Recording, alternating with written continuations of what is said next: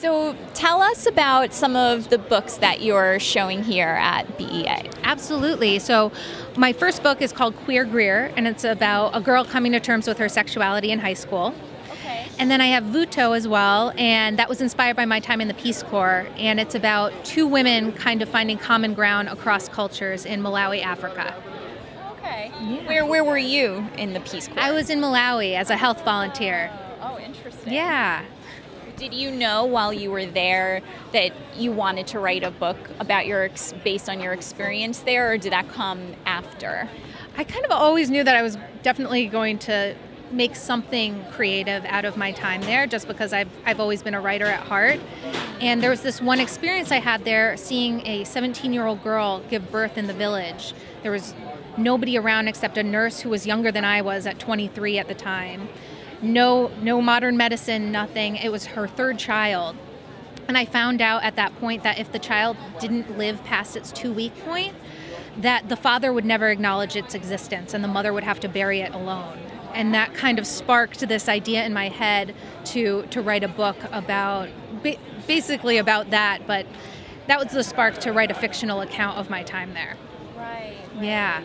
What about some of your other books? Did anything inspire them, or did you just sort of set out to write something and then thought about what the topic would be? Yeah, so Queer Greer actually came about because I came out as bisexual in college, and I was always trying to find a book that I could relate to in that way, and I really couldn't find anything at the time.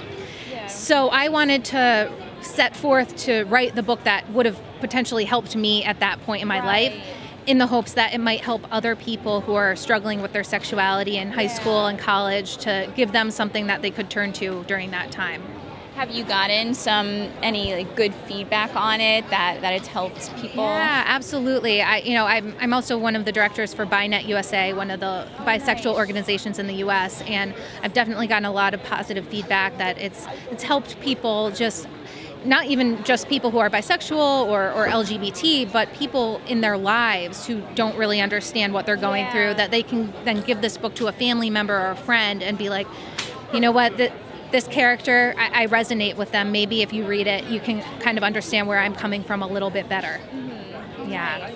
And now you are the winner of the Twitter Fiction Festival, or one of the winners. Right, yeah. How did that come about? Yeah, I found out about the Twitter Fiction Festival a few months ago. It was in its 3rd year, and basically the whole premise is that you kind of take a novel or an idea for a book and you put it in Twitter terms, so 140 characters per line. That's challenging. It was definitely a creative venture that I've never done before, and I was fortunate to be one of the contest winners selected to be featured in the 2015 festival.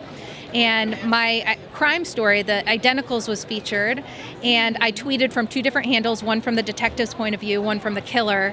And along with the words that I was using, I was also weaving in video footage that I was taking, collages of photos, and even news clippings that I created myself based on this fictitious murder. Oh wow, so this was like a multimedia effort. Exactly. Yeah. Oh, interesting. Yeah, it was a lot of fun. Very challenging, but a lot of fun. So the festival already took place, or is it? Yes, okay. It was mid-May, May 11th through 15th. Oh, neat. Yeah. What was it like at the festival? It was crazy because I got 2 different time slots. The first was from 2 to 3 a.m. on the 12th of May. Oh. So I woke up really early that morning, and it was just me and a cup of coffee. And I had 3 different computers set up. I had one that was signed in from one Twitter account, one from the other, and then one with my entire manuscript laid out so that I could make sure I was following along and tweeting at the right times. Right. So it was literally 2 tweets a minute for an entire hour, and then I did the second part 9:00